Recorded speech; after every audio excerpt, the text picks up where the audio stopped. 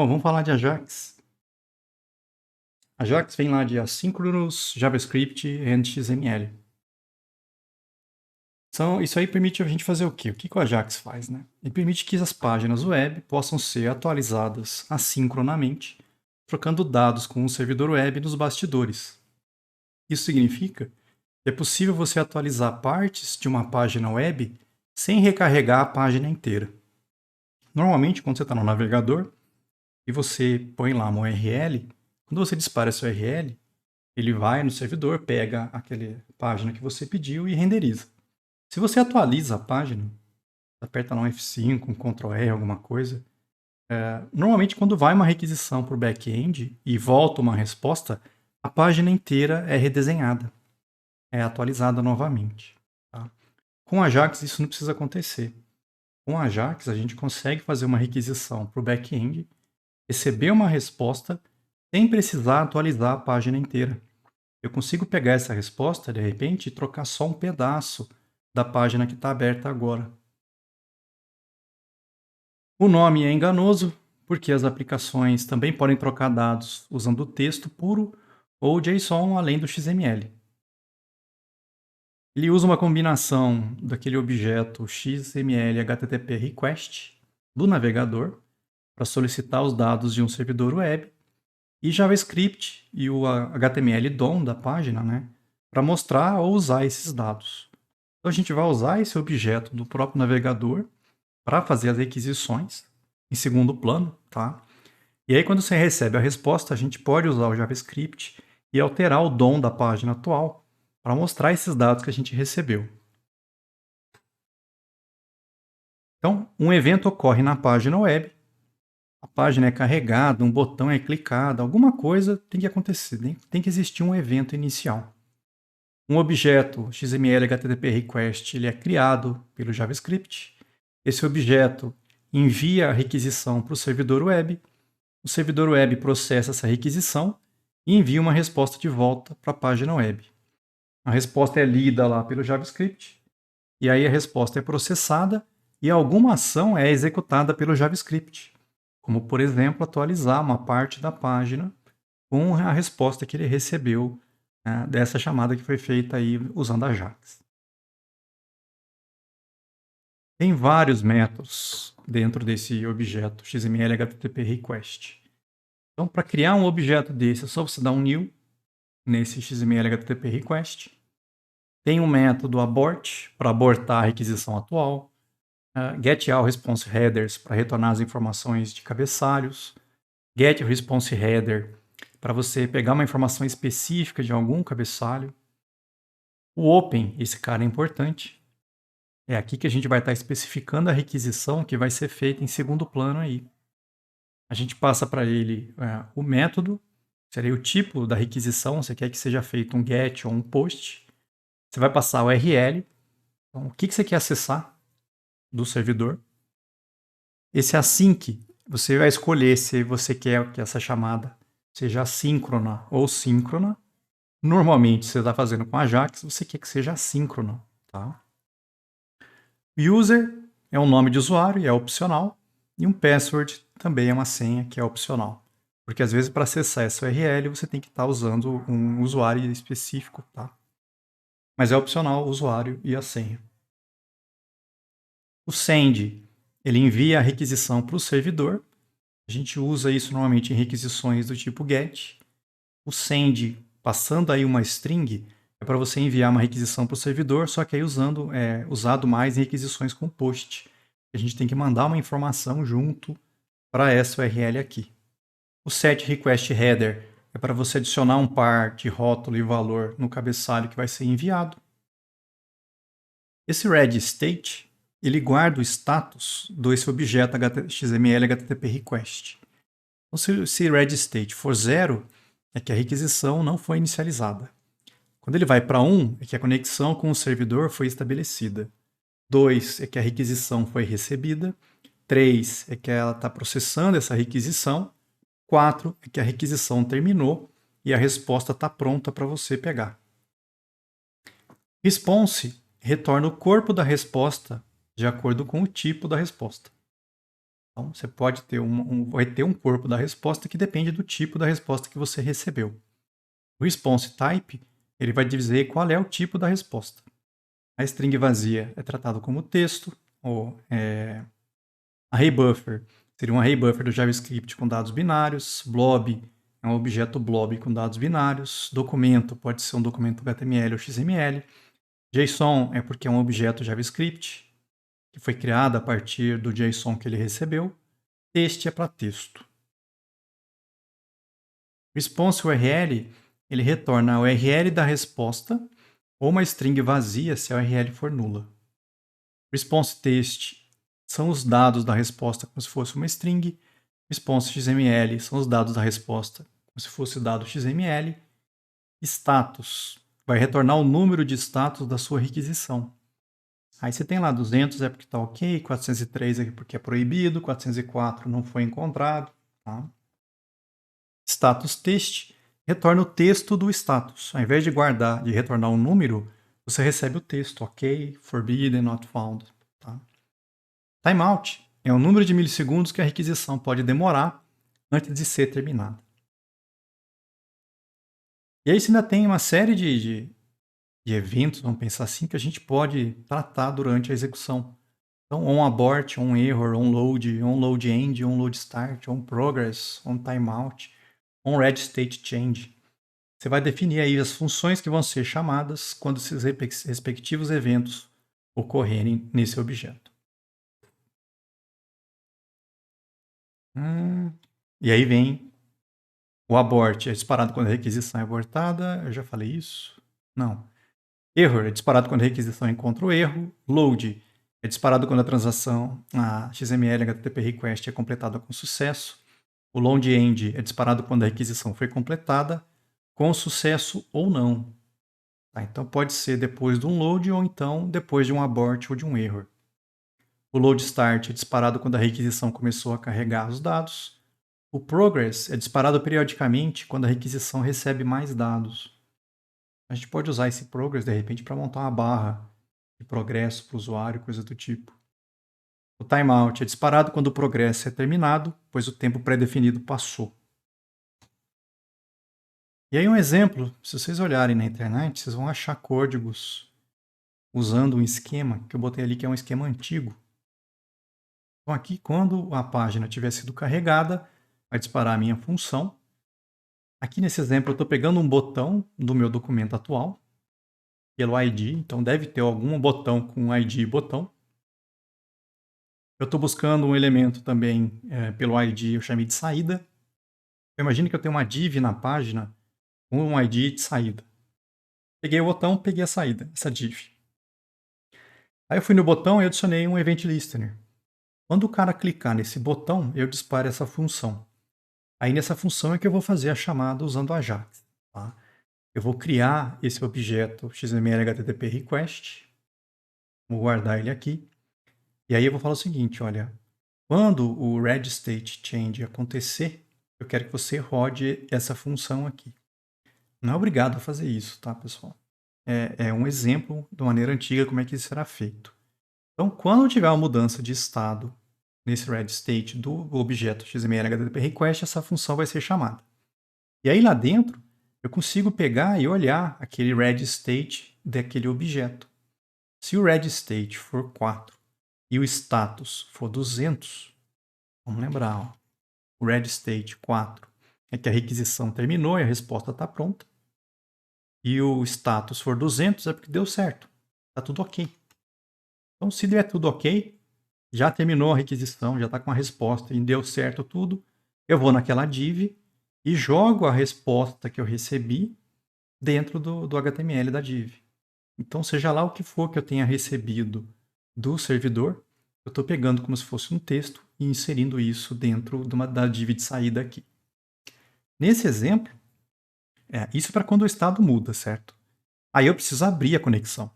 É aqui que eu vou configurar como é que vai ser feita essa conexão. Olha, eu quero que você faça um get. Esse arquivo aqui, então a URL, na verdade, não é nem um caminho de uma página, é mais um arquivo realmente que eu tenho lá no servidor. Eu quero que seja assíncrono, e aí eu envio essa chamada, xhr.send. É aqui que é feita a chamada. Então, ele vai abrir uma conexão, né? Vai fazer um pedido lá, um GET, por esse arquivo para o servidor. E aí, isso assincronamente. À medida que esse estado for mudando, essa função roda. Quando acabar, a gente vê a resposta aparecer lá no servidor. Esse é o jeito antigo de fazer. Tem um jeito mais novo.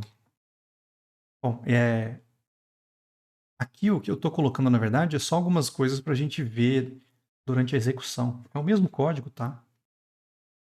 Só que aí lá dentro do Event Listener, do botão, eu estou dando um console.log para mostrar o valor do red state depois que a gente criou o objeto. E aí cada vez que o red state muda, eu peço de novo para mostrar o red state. E a gente consegue ver as mudanças durante todo o processo da requisição. Aqui eu mostrei o red state depois de fazer um open e depois de fazer o send. Então aí eu coloquei aqui o que apareceu lá no console. Depois da criação estava com o valor 0. Se você olhar lá, ó, a requisição não foi inicializada ainda. Ele só criou o objeto. Aí na sequência, lá na função onRedStateChange estava com o valor 1.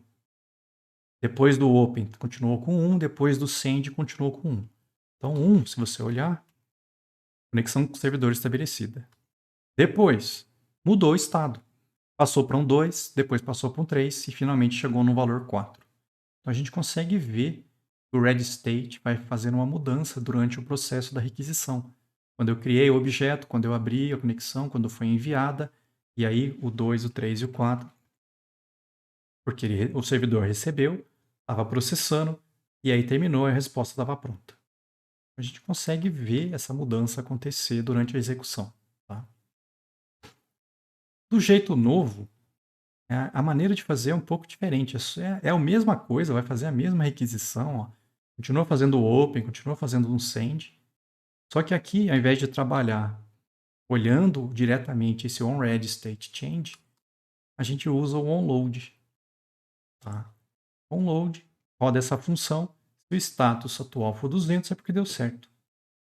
Se olhar o onload, ele é disparado quando a transação é completada com sucesso. Então eu não preciso ficar olhando e testando se o red state chegou no 4. Não, já vai direto. Um onload é porque quando acabou. E aí você só vê se realmente deu certo e faz alguma coisa acontecer. Tá? Eu fiz a mesma coisa nesse programa, eu botei lá uns console logs para a gente ver o red state, como é que ele fica aparecendo na execução. E aí é um pouco diferente. Ó. O 0 é quando criou, aí eu fiz um open, fiz um send. Quando o onload dispara é porque já acabou. Tá? Então já terminou, já deu tudo certo, já chegou a resposta. Então é um pouco diferente, a gente não vê, o servidor recebeu, ele está processando, ele pula algumas etapas. Dependendo do que você quer fazer, não tem importância. Você não quer saber durante o progresso como é que está acontecendo. Já vai direto no onload e faz acontecer alguma coisa. Lá dentro, se deu certo, ótimo, eu uso a resposta naquela div de saída. E se deu 404? O que você quer que faça? Aí você faz o que você quiser aqui dentro. De repente você fez uma requisição, não achou. O que você quer mostrar para o usuário? Eu só mostrei que não encontrou. Tá? Mas você consegue testar o status e ver e tratar de maneiras diferentes de acordo com o problema que você recebeu aí. Vamos lá. E formulários? Né? O importante para a gente, normalmente, não é pedir um arquivo que nem está aqui. A gente tem, de repente, um formulário e eu quero submeter esse formulário, mas eu quero fazer isso usando a Ajax. Eu não quero que seja feito um recarregamento da página atual. Esse exemplo, o que está fazendo? Ó? Eu estou criando o XML HTTP Request. O que aqui eu chamei de XHTTP e aqui eu chamei de XHR? É uma boa pergunta. Deve ser programas diferentes que eu usei de exemplo. É o mesmo objeto, tá, pessoal? É o XML HTTP Request. Bom, eu vou lá no documento e eu busco, no caso aqui, um formulário. Vai pegar o primeiro formulário que ele achar na página. Guardei ele aqui. Aí eu vou pegar os dados desse formulário. Eu estou criando um objeto form data, pegando os dados desse form, colocando ele aqui. E aí eu quero transmitir esses dados usando a Ajax. Bom, eu mando abrir uma conexão com essa URL. Eu não botei o URL aqui, você teria que definir essa URL aqui. Vai ser um post e vai ser assíncrono. Aqui eu vou setar um cabeçalho do request, um set request header. Qual é o tipo do conteúdo? Olha, eu estou mandando os dados de um formulário. Tá? Application www form URL encoded. Estou mandando os dados do formulário e aí eu faço um send. É aqui que realmente eu abro essa conexão com essa URL via post e mando os dados desse formulário que eu peguei. Então, eu estou transferindo os dados desse formulário via Ajax na minha aplicação. Lógico, isso aqui tem que estar alguém disparando no processo. Provavelmente você vai ligar isso no botão de submissão. De onde eu tirei esse monte de coisa? Desses sites aqui, se alguém quiser olhar depois com mais calma. Mas vamos ver como é que a gente faria com o Ajax, só que com o jQuery. Para a gente entender esses exemplos, chamei aqui de dados, é uma variável que vai receber o conteúdo de resposta da requisição. Essa hashtag resultado é uma seção do HTML onde o resultado vai ser exibido. Normalmente é uma div, você pega lá uma div qualquer, dá um ID para ela, porque você quer que a resposta da requisição venha e seja colocada aqui dentro para você. Então, o jQuery, ele tem uma função lá, um método, que é o get. Esse get ele carrega dados do servidor usando uma requisição do tipo get. Então você pode fazer, olha, get, passa o URL, e aí se você quiser não, aí você passa para ele uma função e vai receber os dados da resposta. Nesse exemplo, o que eu estou fazendo? Eu estou pegando aquela div resultado e colocando como HTML o que eu recebi de resposta. Então, o que o JavaScript receber dessa URL, ele joga para você aqui dentro. Então, se você estiver usando o jQuery, é muito mais fácil fazer um get com ele do que fazer via JavaScript puro. Se fosse um post, também. Só que aí você vai chamar o método post, passa para ele a URL do que você quer disparar. Quando ele terminar, ele chama essa função para você. Você recebe os dados dessa requisição. Aqui, de novo, eu estou indo naquela div e colocando os dados como HTML da div. Além do get e do post, tá, que já existem aí facilitar a nossa vida, a gente tem também o método load. Ele carrega dados do servidor e coloca o HTML retornado no elemento selecionado. É um pouco diferente. Aqui você está pedindo, olha, faz um post.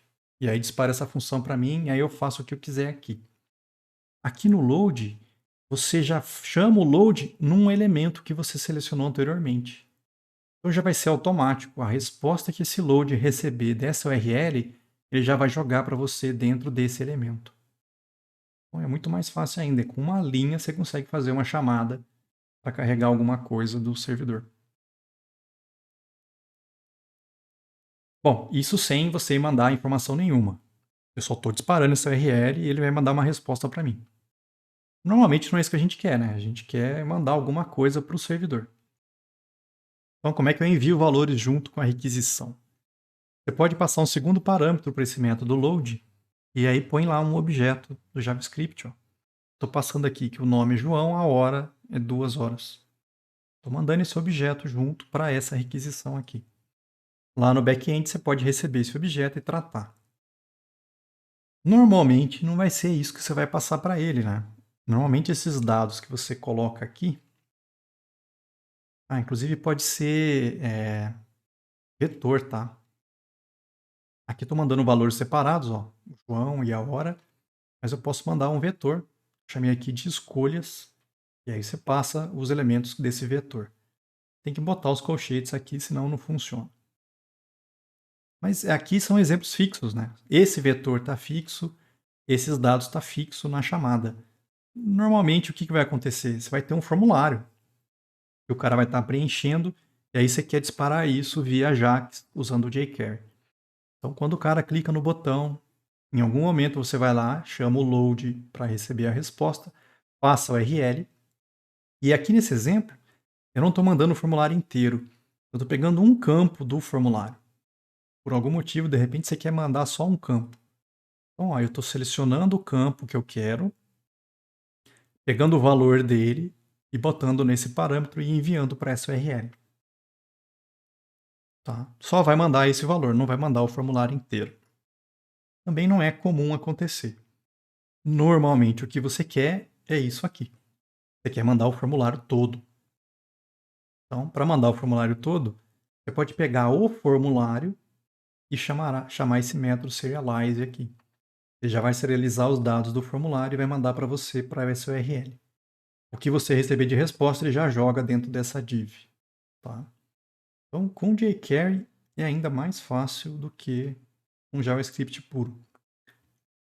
O que eu não gosto muito é tratamento de quando dá certo, quando dá erro. Quando dá certo até que é tranquilo.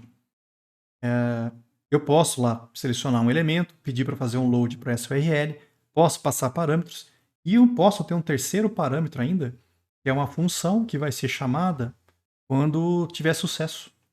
De repente você quer fazer alguma coisa acontecer quando der certo, você pode fazer isso acontecer dentro dessa função.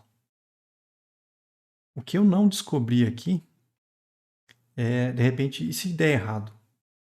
Eu não parei para olhar, mas deve ter uma maneira de você cadastrar uma função também para você executar quando der alguma coisa errada. Mas eu não lembro de ter colocado isso aqui. Ah, aqui já é coisa antiga, já não é mais a nossa parte.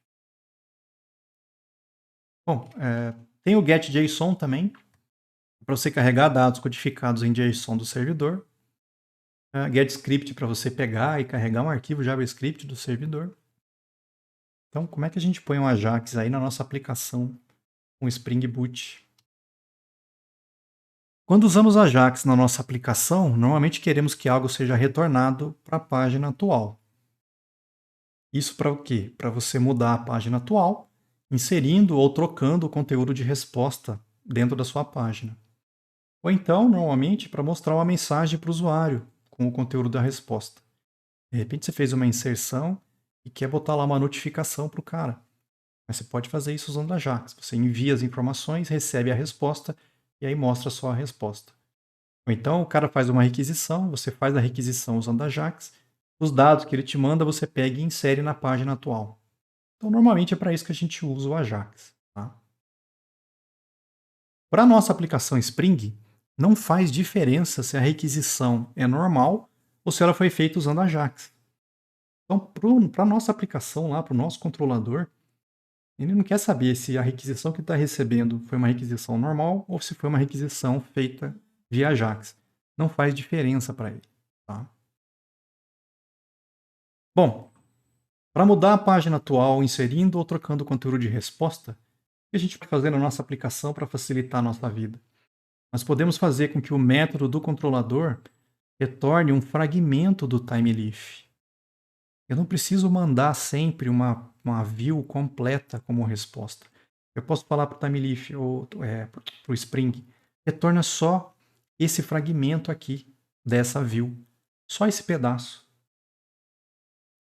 Então, por exemplo, lá no controlador, esse meu método vai ser chamado quando essa URL for disparada via post. E dentro o que eu fiz? Eu criei um model em view, e aqui que está a diferença, aqui que está jogado. Ó. Ao invés de colocar o nome de uma view completa, eu vou dentro de uma view e pego um fragmento. Imagine que eu tenho uma tabela pronta dentro de um arquivo fragmentos. Eu só pego a tabela. É só essa tabela que vai ser mandada de resposta. Como é que eu vou passar os dados para essa tabela?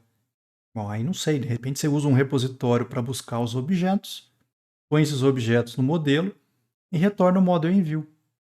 O TimeLeaf faz o resto. Ele vai pegar esses objetos, vai passar no modelo. Dentro lá dessa view, na tabela, você usa os dados que você recebeu, esses objetos aqui, desenha a tabela. A tabela é que vai ser enviada como resposta para o usuário. Aqui que é a jogada, tá? Você não precisa mandar uma view inteira. Você pode mandar só um pedaço. Esse pedaço, o cara, quando receber isso lá no front-end, só mostra esse pedaço. Só altera esse pedaço da página atual. Então, ó, como é que seria essa view fragmentos? Bom, é uma view normal. Tá? Só que a minha tabela aqui, ó, ela é um fragmento. Eu chamei de tabela. Aqui eu uso o TimeLeaf do jeito que a gente aprendeu até agora. Ó. Eu vou botar lá as colunas que eu quero, eu vou botar as minhas linhas na tabela, vou fazer um TH-it para percorrer os objetos, vai ser esses objetos que eu coloquei no modelo, mostro os valores normalmente, termina a tabela. O importante é que quando eu retornar esse model em view, eu não vou mandar a view inteira, eu só vou retornar a tabela. Só esse table aqui é que vai ser enviado de resposta para o usuário. E aí, lá no front-end, você recebe a tabela, põe dentro de uma div, por exemplo. O cara vai ver essa tabela. Não vai precisar atualizar a página inteira. Então, a requisição feita em Ajax, para a gente aqui, não faz diferença nesse caso. Tá? E se for para mostrar uma mensagem para o usuário com o conteúdo da resposta? Nós podemos fazer o método do controlador receber e retornar objetos JSON. Nós não precisamos trabalhar só com os dados sendo recebidos em objetos de Java normais e mandando sempre um HTML como resposta. Eu posso fazer com o controlador receber o objeto JSON e retornar o objeto JSON. Lógico, é um pouco diferente, tem algumas coisas novas que a gente vai ter que colocar lá no controlador. Mas continua sendo um método do controlador, vai ser chamado com essa URL aqui. Eu estou recebendo um objeto como parâmetro e no fim eu mando alguma coisa de resposta. Só que tem algumas coisas novas aqui que estão em negrito. Vamos falar sobre elas aqui, uma por uma. Primeiro, lá em cima, no post mapping, quando eu coloco aqui que ele produz MediaType Application JSON Value, eu estou indicando para o Spring que o tipo de retorno desse método vai ser um valor do tipo JSON. Então, não vai me devolver uma página, eu vou devolver um objeto JSON. Começa por aqui. Response Body.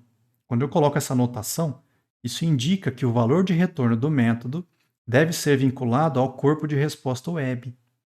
Então, o que esse método estiver retornando tem que estar ligado no corpo da resposta daquele método HTTP que está sendo enviado de resposta para o usuário.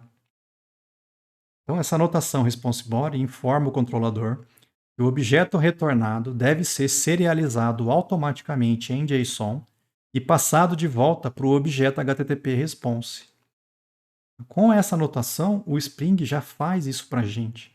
O objeto que esse método do controlador devolver já vai ser serializado para você em JSON e já vai ser colocado no HTTP response e vai ser enviado de resposta para o usuário. Que objeto vai ser mandado de resposta? É aqui que entra. Ó.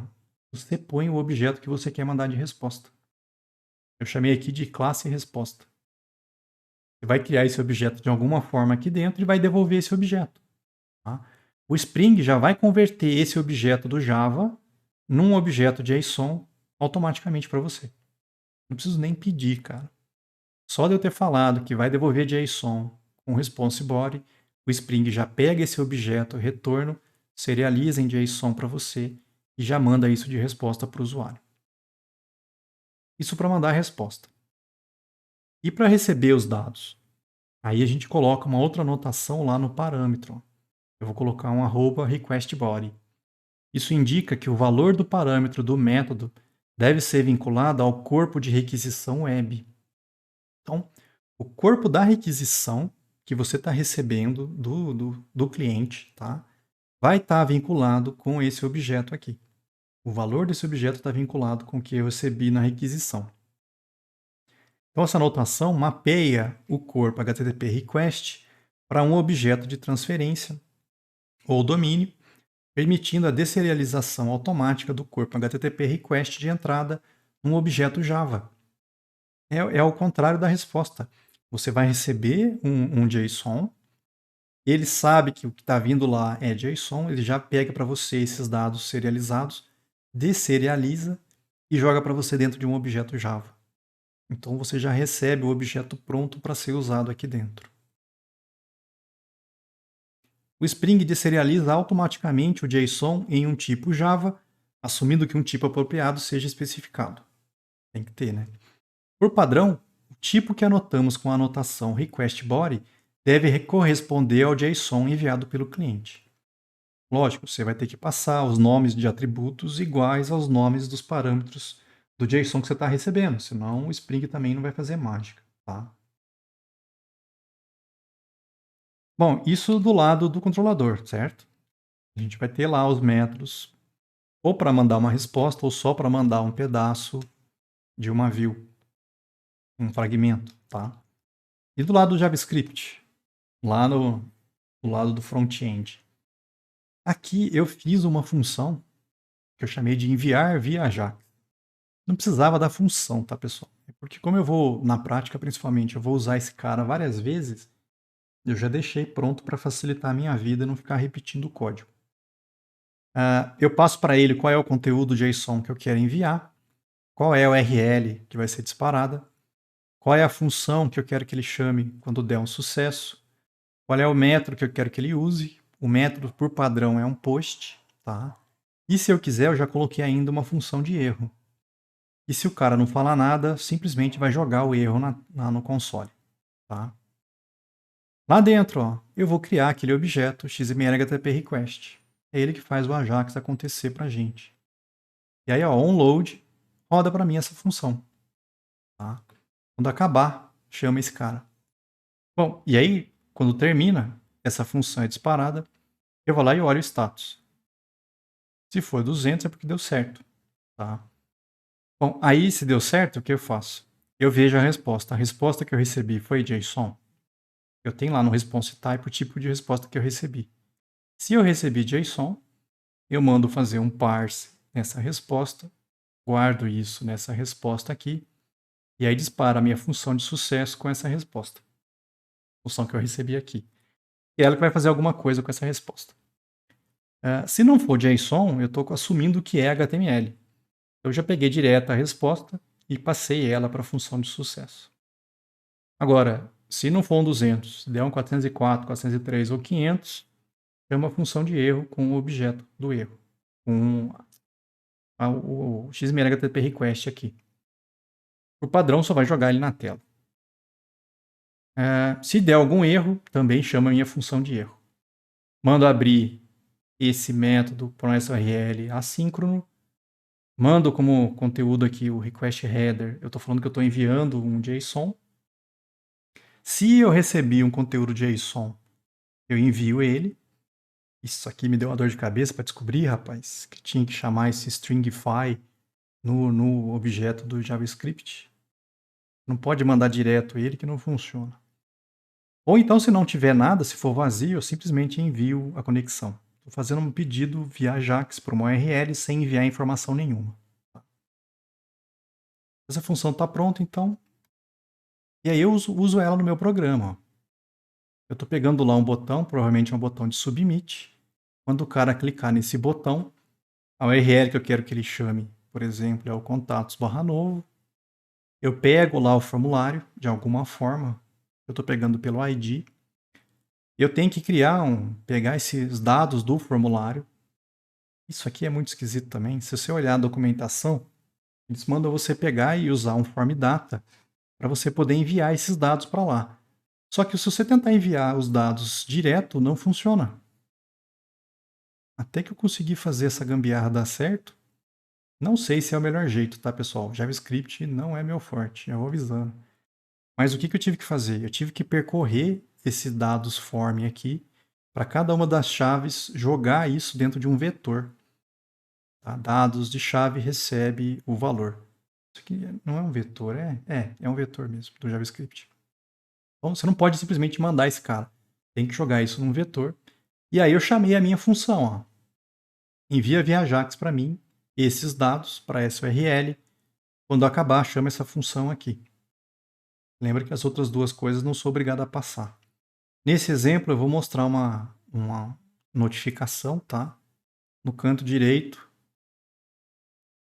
com a resposta que eu recebi, com esse tipo, por esse tempo. E aí eu limpo o formulário, porque já foi enviado. Já terminou o envio, já recebi uma resposta. Aqui é só um exemplo de como é que a gente poderia usar isso lá do lado na hora de transmitir os dados de um formulário para lá. E se fosse um fragmento? Por exemplo, eu podia ter um botão. Quando for disparado, eu quero que um fragmento seja inserido aqui. Mesmo esquema. Ó. pega o botão, quando o cara clicar no botão, chama essa função, eu disparo lá, envia para mim via Ajax nada, porque não tem que enviar nada, não é um formulário, tá? Para essa URL, quando acabar, chama essa função com a resposta aqui. Nesse caso, eu só peguei essa div e joguei o que eu recebi de resposta dentro da div. Se você receber um fragmento como resposta, o fragmento vai ser colocado dentro da div para você. Então, nesse exemplo da tabela aqui, ó, o cara ia receber essa tabela como resposta e essa tabela seria inserida para vocês dentro da div resposta lá na saída do usuário. Bom, isso em termos do Ajax, certo? Notificações. Como é que a gente pode fazer para mostrar as notificações para o usuário? Moçada, tem várias bibliotecas prontas para mostrar notificações, caixas de confirmação e caixas de entrada de valor. É o que mais tem hoje em dia, tá? Eu separei 5 aqui para vocês, se quiserem dar uma olhada depois. Você tem o Alertify, você tem esse Bootbox, esse Note, esse Toaster, Switch Alert. Deve ter muito mais se você parar para buscar. Aí é do gosto do freguês. Escolhe o que você achar mais bacana e usa. Ou se não gostar de nenhuma, faz na raça. HTML e CSS na cabeça. Nesse material que eu estou fazendo, na prática, eu vou estar usando o Alertify.js. Tá? Com o Alertify eu consigo mostrar mensagens de notificação. Pode chamar alertify.notify. Você passa para ele a mensagem, que é o conteúdo que você quer mostrar, o tipo, que é o tipo da mensagem, tem alguns tipos pré-definidos que você pode escolher. Esse wait é o tempo que você quer que ele espere antes que a notificação seja fechada automaticamente. Então, por exemplo, ele vai abrir e vai ficar 3 segundos aberto, depois fecha sozinho. Pode passar aqui. Callback, você pode passar uma função que vai ser chamada quando a notificação for fechada. Então, se o cara for lá e clicar na notificação ou quando ela fechar, de repente você quer que alguma coisa aconteça, pode passar uma função para cá, que ele vai chamar ela para você. O retorno é o objeto notificação. Não precisa guardar ele se não quiser, tá? Mas ele te retorna a notificação.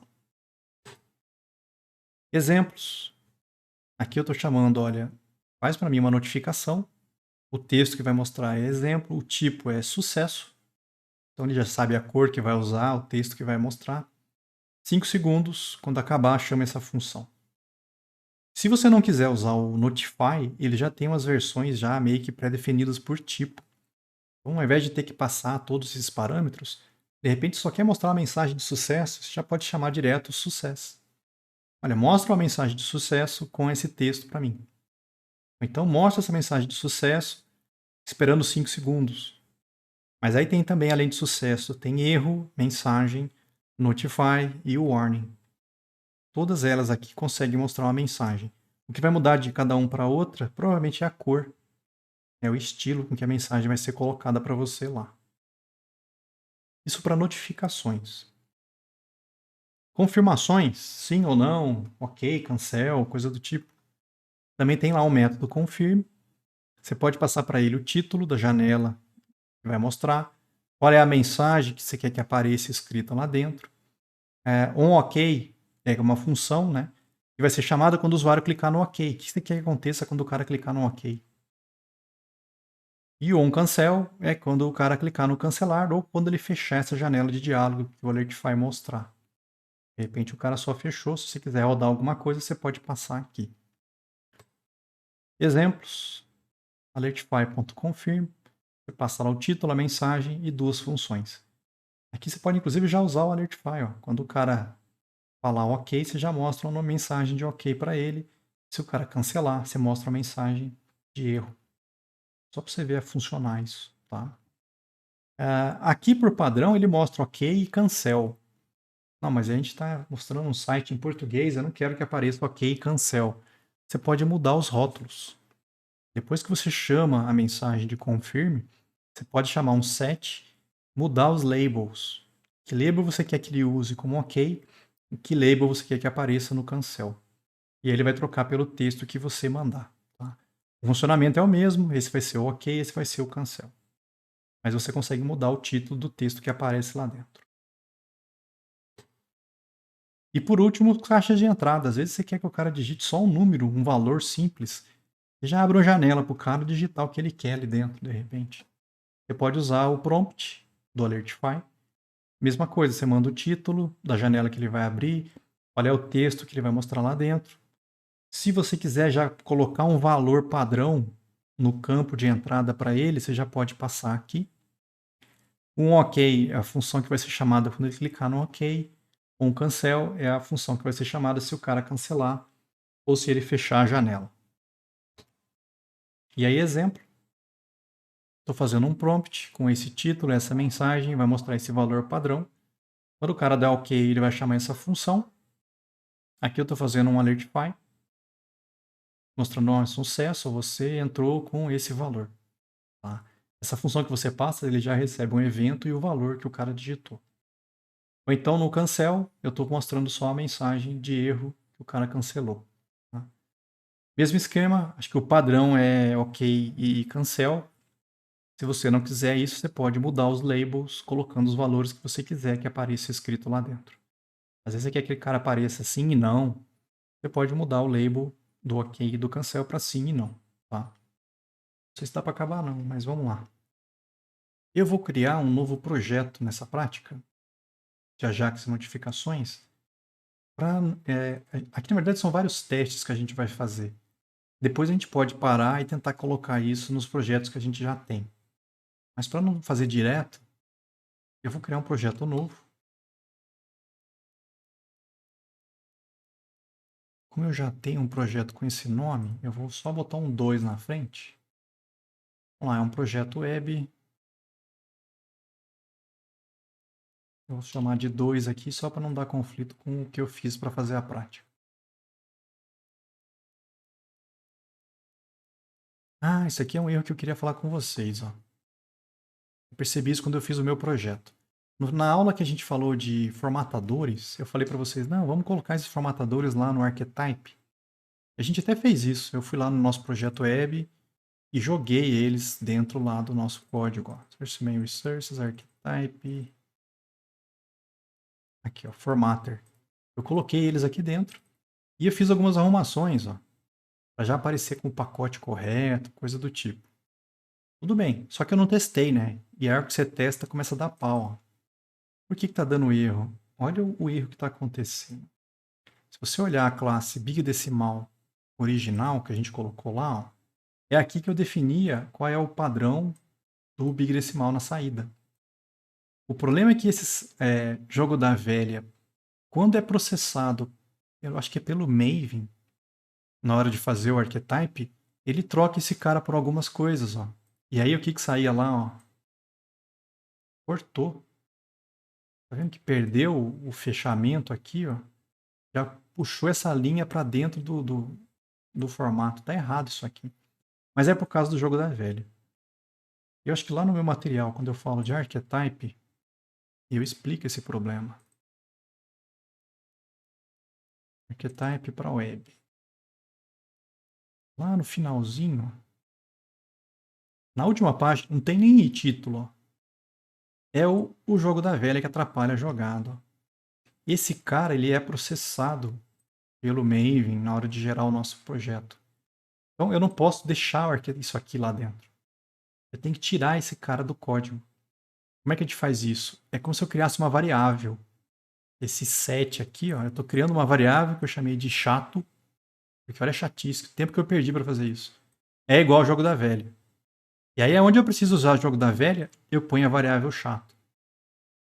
Na hora que for processar isso aqui, o Maven sabe que é para trocar o chato pelo jogo da velha, e aí para de dar o erro. Então eu vou ter que fazer isso lá ó, no Archetype. Ó. A gente vai lá no nosso Big Decimal. Vamos colocar o chato. Ver que eu coloco isso antes lá do pacote. E aí todo lugar que eu for usar, eu ponho $chaves chato. Ou seja, aqui é chato, vírgula, chato, chato. No lugar do jogo da velha. Aqui ficou esse, que mais? No inteiro também, ó. Tem que colocar lá a mesma coisa. O chato. Vou colocar em todos que precisa disso. O de data não precisa, o local date não usa, o local time também não. Acho que é só os dois lá de cima. O number também não. E o temporal também. Mas só, na verdade, o big decimal e o big integer.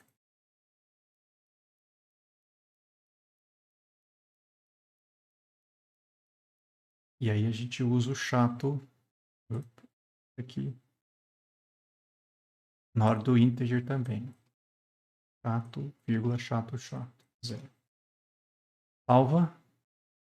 Então eu fiz essa mudança no integer, no formatter, né? E o do big decimal formatter. Salvei. Vai lá, manda instalar de novo o archetype. Errei o botão. Meu Deus. Run as Maven install.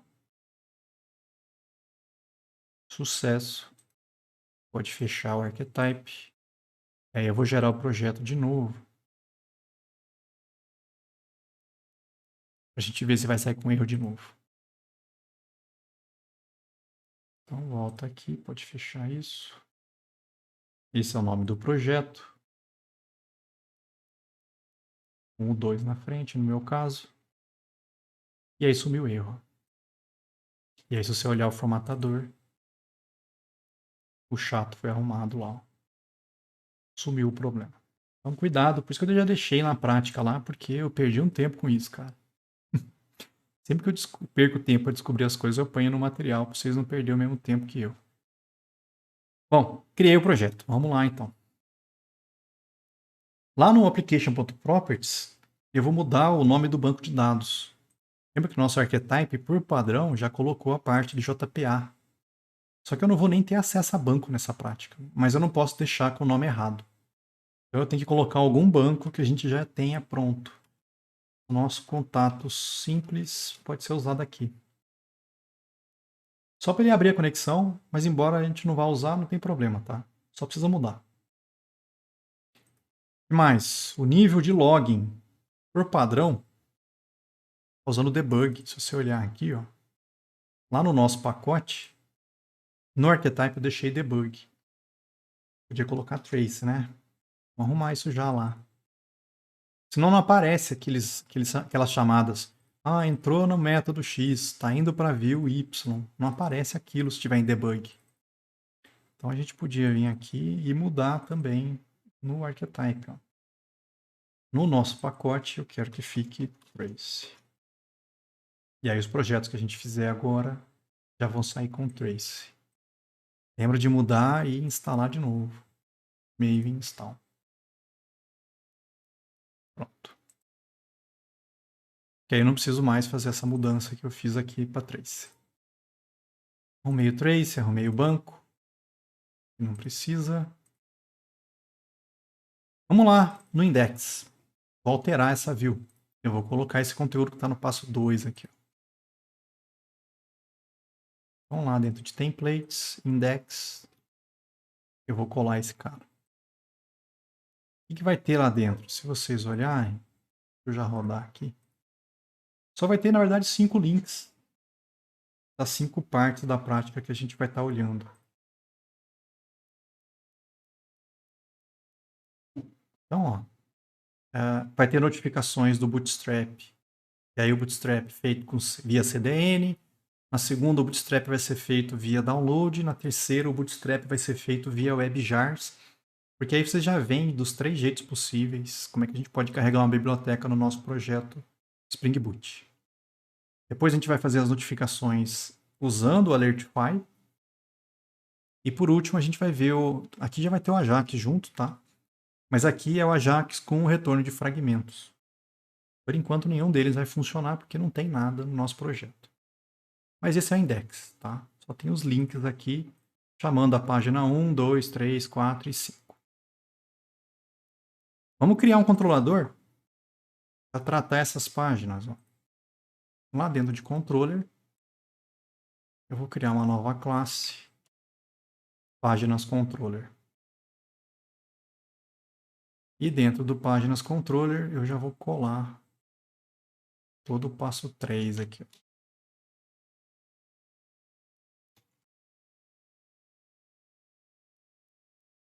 Botei até os imports que é para facilitar a vida.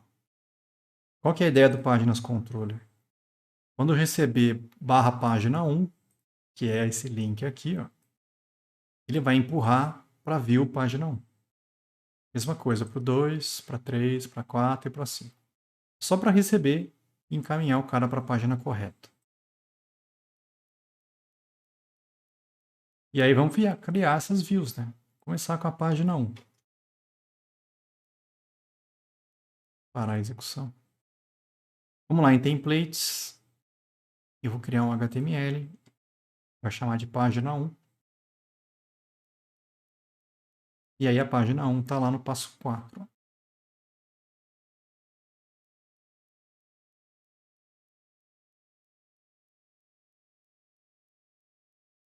O que tem aqui dentro? Vamos lá. Essa página 1, a gente vai fazer algumas mensagens de notificação, mas usando direto o Bootstrap para criar elas. E o jeito que eu estou colocando o Bootstrap nessa página é usando uma CDN, uma Content Delivery Network. Ou seja, o Bootstrap, na verdade, ele vai ser feito o download dele quando a página for aberta. Esse Bootstrap não está sendo usado da minha aplicação. Está acessando essa URL aqui para pegar o Bootstrap. E existem várias CDNs por aí que você pode usar para pegar as bibliotecas. Eu tenho visto muito essa JS Deliver. Eu até já falei dela para vocês. É uma CDN para código open source. Muita gente cuidando dela. A ideia é que você venha aqui, busca o que você quer. Por exemplo, quero Bootstrap. Bootstrap tá. É esse cara aqui. E aí você escolhe o que você quer do Bootstrap. Você pode pegar a versão. Por exemplo, 5 beta 3 é a mais nova que tem. E aí você escolhe o que você quer usar. Por exemplo, eu quero que você pegue o Bootstrap minificado, mas eu também preciso do CSS dele. Também quero minificado. Então, CSS e o JavaScript. Manda configurar, e aí você escolhe como é que você quer a saída. Você quer só via HTML? O que você quer fazer? Eu gosto de usar o SRI, que aí ele vem com essa parte de integridade também. Tá? E aí você copia o URL e cola na tua página. Foi assim que eu peguei, tá? O Bootstrap, tanto o CSS dele, quanto o JavaScript dele. Tá? O Popper precisa por causa do Bootstrap. O Bootstrap usa o Popper em alguns componentes para fazer algumas coisas. Eu já coloquei os dois aqui. Tá? Mas aí, se você quiser saber como é que eu gerei isso, foi a partir do JS Delivery. Bom, e aí aqui dentro o que tem? Vamos abrir ela aqui, né? Mais fácil do que eu ficar só falando. Vamos mostrar ela.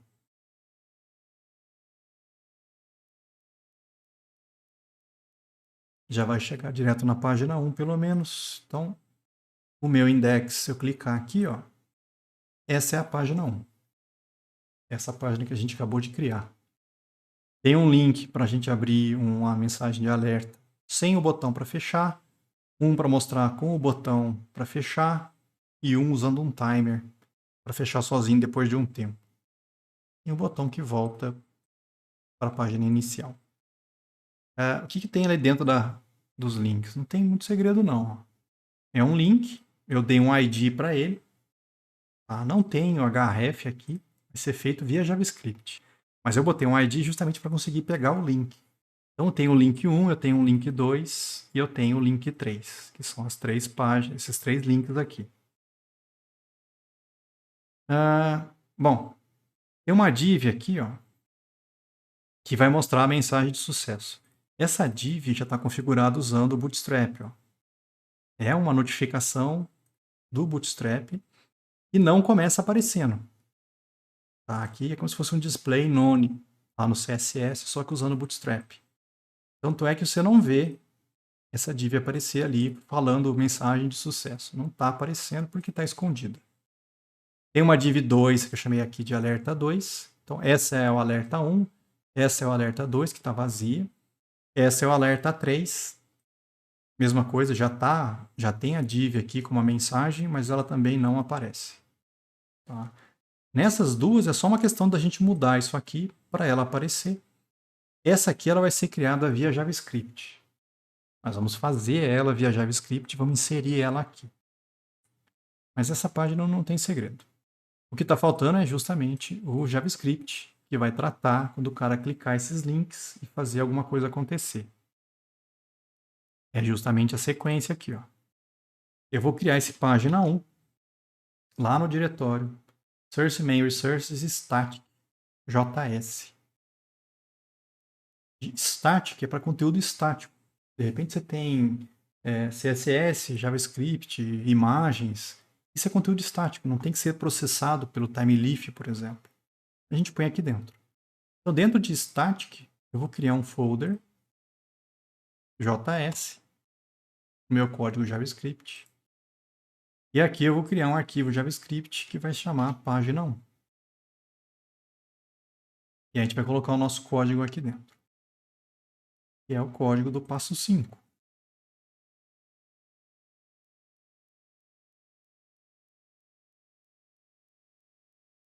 Isso aqui é uma outra coisa que eu vi quando eu fiz a prática. Por algum motivo, o Eclipse não estava mostrando colorido o meu JavaScript. Por quê? O Eclipse tem associado um editor com arquivos JS. Mas o editor padrão que está associado com JS não é o editor que põe a parte colorida, não faz a análise do código, essas coisas. Por algum motivo. Como é que eu mudei isso? É uma boa pergunta, cara. Eu lembro que eu fiz, eu não sei como. Eu acho que foi em editores, aqui ó, em geral, editores, foi aqui mesmo, ó. Associações de arquivos, ó. Então manda lá Windows, preferências, geral, editores, associações de arquivo. Não tinha JavaScript aqui nessa lista. Aí eu pedi para adicionar. Eu botei lá asterisco.js. Só que veio para cá e estava com a ordem invertida. Ele estava primeiro esse text editor e depois o generic text editor. O que eu fiz? Eu tive que selecionar o generic e falar que ele era o default, ao invés do text editor. Porque esse cara não faz essa parte de mostrar colorido. O generic faz. Eu tive que fazer essa mudança para ele aparecer colorido. Então, se vocês abrirem um JavaScript e tiver tudo preto, como se fosse texto, tem que mudar esse cara para usar o generic text editor com arquivos JS. Tá? Bom, o que tem nesse JavaScript? Vamos lá. Vamos lembrar da página. Ó. Lembra que tinha um link que eu chamei de com ID link 1? Eu vou pegar ele. Fui lá no documento, peguei um elemento pelo ID link 1. Beleza. E aí tem o alerta 1. O alerta 1 ó, é essa div aqui. Eu fui lá e peguei ela também. Busquei pelo ID o alerta 1, guardei aqui. E aí o link. Quando o cara clicar no link, o que eu quero que aconteça? Primeiro eu preveni a ação padrão. Prevent default. Eu não quero que ele submeta quando eu clicar no link. Eu não quero que ele faça isso. O link está lá só para fazer alguma outra coisa acontecer, mas não é para mudar ou para disparar uma requisição lá para aquele endereço, não. Tá? Tanto é que não tem um URL para ser chamada aqui. Então eu evito isso. Depois, eu vou no alerta 1 e faço um toggle na classe do alerta 1, que é a classe Denone. Esse toggle, ele vê o seguinte, esse div tem esse elemento nas classes? Se tiver, ele tira. Se não tiver, ele coloca. Então, como ele já está com esse cara, ele acaba tirando. E eu retorno falso. Então, quando eu clicar no link, eu tiro esse cara e ele vai aparecer. O que mais? Se a gente olhar então, ó, quando eu clico aqui, ó, era bom restartar a aplicação, né? Isso é uma coisa que eu percebi também, pessoal. Quando a gente mexe em JavaScript, essas coisas, dá a impressão que ele pega isso aqui e põe para rodar. Mas se você faz mudança, ele não atualiza automático. Tive que parar, rodar de novo.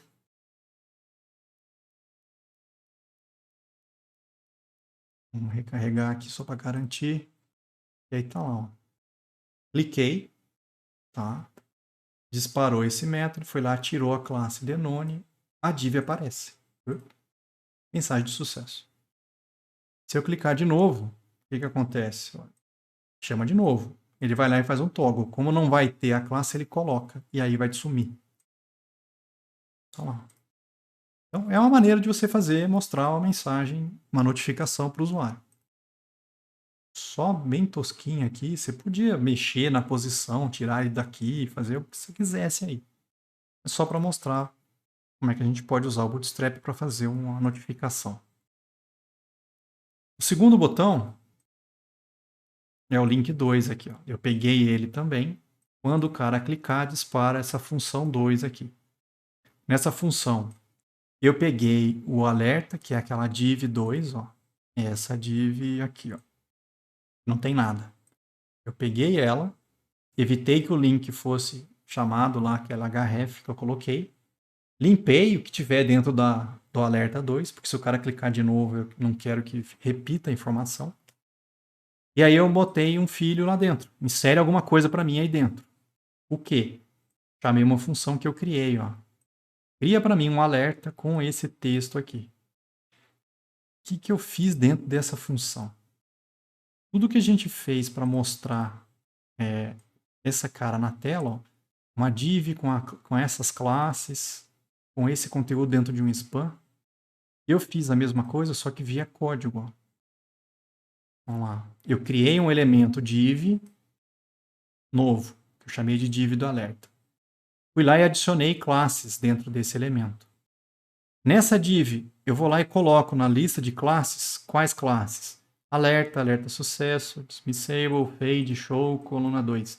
É a mesma coisa que eu coloquei aqui, ó. Estou colocando essas classes nessa div. Boto um atributo role com valor de alerta, que eu nem coloquei aqui, mas lá no Bootstrap 5, no exemplo, tinha, eu coloquei também. É porque esse é fechável, acho que tem que ter esse cara. Botei um ID lá dentro de alerta 2, nessa div. Aí eu vou criar um botão. Vamos lá, documento, create element, button. Criando um botão novo. Mesmo esquema. Nesse botão, estou botando uma classe botão close com o atributo data bootstrap dismiss alert. Peguei isso aqui na documentação de Bootstrap, pessoal. Depois do botão, eu criei um spam. Tá? É esse spam no conteúdo de texto dele que está com a mensagem que eu quero que ele mostre. Aí eu coloquei o spam e o botão dentro da div, que eu tinha criado lá em cima com aquelas classes. E aí eu retorno a div. Então essa função cria essa div aqui para mim, ó, e devolve. Essa div eu adicionei no alerta 2. Então quando você vem aqui agora e clica, ó, aumentar a janela para não ficar pequenininho. Ele cria esse cara para mim. Por que eu tive que fazer isso, criar ele por código? Se você olhar a documentação do Bootstrap, ele fala que se você fecha o elemento, ele destrói o elemento. Ele realmente apaga do DOM. Então é diferente daqui que eu simplesmente falo, ó, mostra e esconde, mostra e esconde. Não. Quando eu fecho, ele destrói. Então quando eu clico, na verdade eu tenho que criar outro.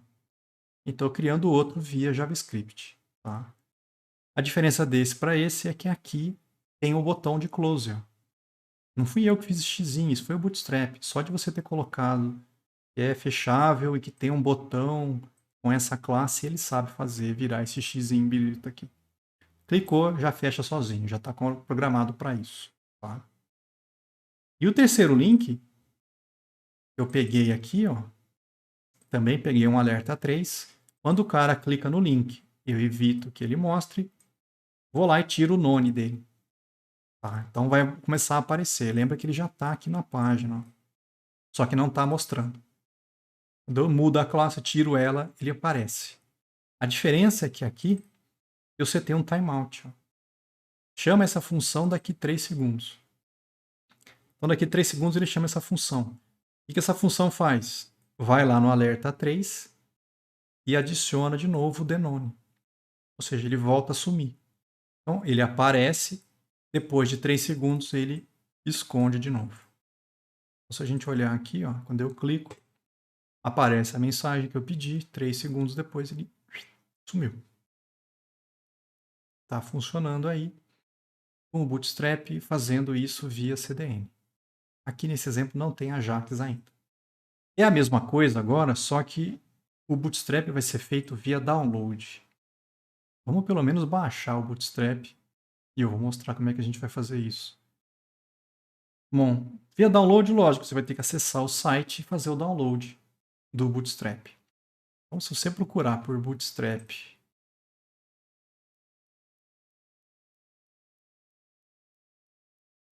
vai estar a página lá, o Get Bootstrap. Você pode clicar lá no botão de download. E aí você vai escolher o que você quer fazer download aqui. Ah, 5. Não é o... Já saiu 5?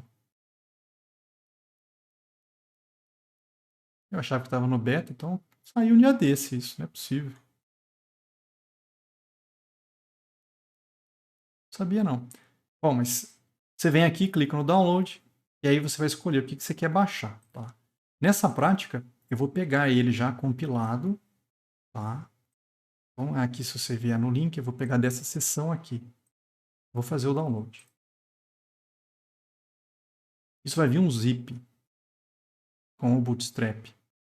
Já vem aí ele com o JavaScript, mas não tem documentação, código-fonte, nem dependências tipo Popper. Não está junto. Tá? Essa é a primeira parte. Como o Popper não veio aqui, a gente vai ter que baixar o Popper. Só que o Popper.js, se você procurar na internet,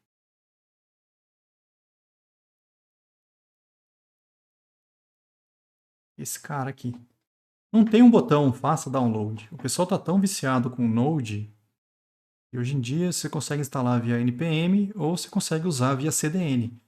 Você não consegue baixar fácil ele aqui não, cara. Tentei, viu? Você pode até procurar lá no GitHub.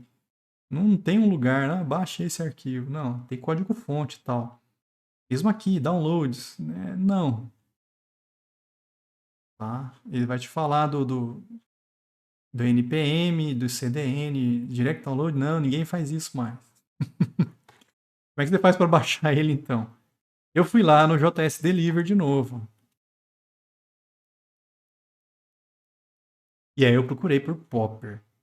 Aqui é um perigo, porque você vai ter Popper, Popper.js e Popper.js Core. Qual deles, professor? É esse core que a gente quer. Tá? Aí a gambiarra que eu fiz foi o seguinte. Eu peguei o gist, o MD, o minificado e o mapa. Acho que é esse cara aqui. Isso. Gerei os links. E aí eu copiei do link. Eu abri esse link no navegador e copiei o arquivo. Eu não achei um jeito menos horroroso de fazer o download desses caras. E aí aqui eu já botei o link, ó, para vocês. Então a ideia é que você abre isso no navegador. Esse é o Popper, ó, JavaScript. Aí você salva esse arquivo. Save as. Eu vou jogar isso lá em downloads poppermin.js. E um ponto .map só para o navegador não encher o Pacovar. Mandei salvar também com esse nome lá em downloads. Pronto, baixei os 3 caras que a gente precisa. Agora tem que colocar no nosso projeto. Como é que eu vou fazer isso? Eu vou criar uma estrutura de diretórios para guardar as coisas. Então, eu vou lá dentro do nosso static.js e vou criar um diretório que eu chamei de vendors. Por que você botou esse nome, professor? Porque eu vi um cara fazer isso e achei legal. Não sei se é o melhor jeito de fazer isso. Não sei se é o melhor nome que a gente poderia dar para isso também. Mas a ideia é que aqui dentro de vendors, a gente vai pôr JavaScript que não foi a gente que fez. São coisas, bibliotecas externas que alguém bolou e a gente vai estar usando no nosso projeto. Então eu estou diferenciando o meu JavaScript do JavaScript dos outros dentro de vendors. Tá? E aí lá em vendors eu vou criar Bootstrap. Tem um folder. para o código JavaScript do Bootstrap. E vai ter um folder chamado Popper, também lá no Vendors, para o JavaScript do Popper.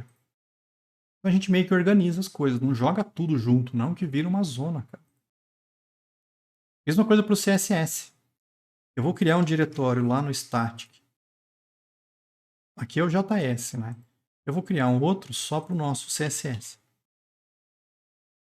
E aí o mesmo esquema, eu vou criar um vendors para guardar o CSS das bibliotecas. E aí aqui dentro eu vou criar um para o Bootstrap. E eu acho que é só para ele. O Popper não precisa de CSS, é só o Bootstrap que usa. E aí vamos colocar os arquivos lá dentro. O Bootstrap, se você olhar, quando a gente fez o download, ele baixou um zip. Vou pegar os 3 arquivos, vou jogar lá no diretório do projeto e aí a gente arruma o local correto. Source, main, resources, static. Joguei aqui dentro. Então, o Bootstrap vem num zip. Se você descompactar esse zip e olhar o que tem nele, pode apagar o zip depois, tá? Ele tem lá vários arquivos de CSS e vários arquivos de JavaScript. Tá? A gente não vai usar isso tudo. Então a gente vai pegar e vai pegar só alguns arquivos de cada um. Por exemplo, eu vou pegar o Bootstrap min e o Bootstrap min CSS map e vou jogar lá no diretório de Bootstrap. Então aqui, ó, CSS, eu vou pegar o Bootstrap min CSS e o min CSS map. Vou copiar. E aí vou trazer isso aqui para o nosso ó, CSS Vendors Bootstrap. Esse é o CSS do Bootstrap.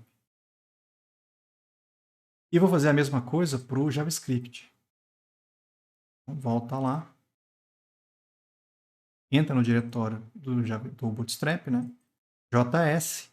Eu vou pegar ele minificado e o mapa. Copio. E aí vou lá no meu JS Vendors Bootstrap. Jogo aqui dentro. Pronto, a gente já pegou tudo que a gente precisava do Bootstrap. Pode deletar o diretório. O Popper é a mesma coisa, não vai ficar aqui. Eu vou copiar daqui e vou jogar ele dentro de JS Vendors Popper. Pronto. Espalhei esse monte de arquivo nos lugares corretos. O Eclipse não atualiza automático aqui, tá? Tem que vir aqui, clicar botão direito e dar um refresh. Agora ele vai começar a mostrar ó, as coisas que a gente jogou lá dentro.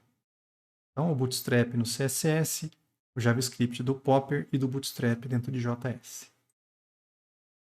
Coloquei o Bootstrap no nosso projeto. Já apagamos, já botamos o Popper.